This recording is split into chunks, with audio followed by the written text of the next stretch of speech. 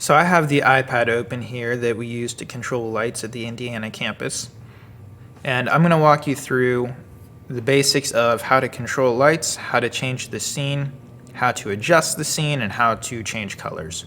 So the way this is set up is going to look a little different at every campus because each one has different lights and different scenes. But the interface is the same, and it should be really easy to figure out any differences that you might find.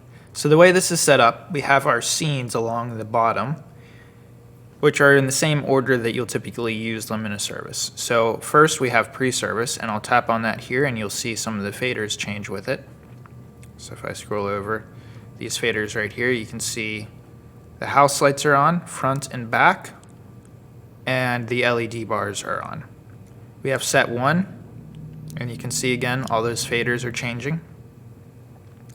Greeting, announcements, sermon video, the invitation or post-sermon, set 2, and post-service, which is the same thing as pre-service.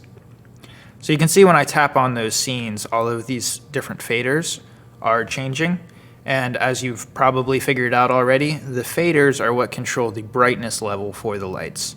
So it's on a scale from 0 to 255, 0 being 0% and 255 being 100%.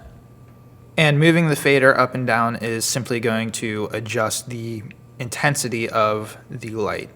Wherever you leave the fader is where it's going to be saved in the particular scene that's active.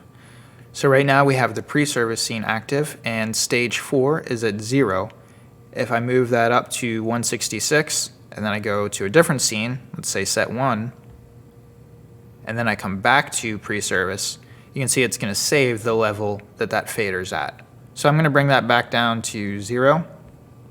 And then lastly, to adjust the color, you just tap on the colored circle, and that brings up a color wheel with a couple presets. So you can adjust the color by moving it around the color wheel or by tapping on one of the presets. Typically, you're best off using a preset because then you can easily replicate it for other lights. So if I want this like light blue color here, I can then go to stage 1 and tap on that same colored circle, and it's going to open up the settings for stage 1. Then I can tap on the blue preset again, and I can just keep going through doing that for all of the lights that I want to be that color. If you're playing around with the color wheel and you find a new color that you think is missing from the presets, you can always create a new one by taking this box right here and dragging it on top of one of the preset boxes. Just keep in mind whatever you drop it on top of is going to be erased, and you can't undo that. So only drop it on top of a preset you're positive that you don't need. To get rid of this pop-up window, you can just swipe to the right and it will automatically close. That's about all there is to it to controlling the lights. It's a very simple, intuitive, easy to use app. There's really not a whole lot to it.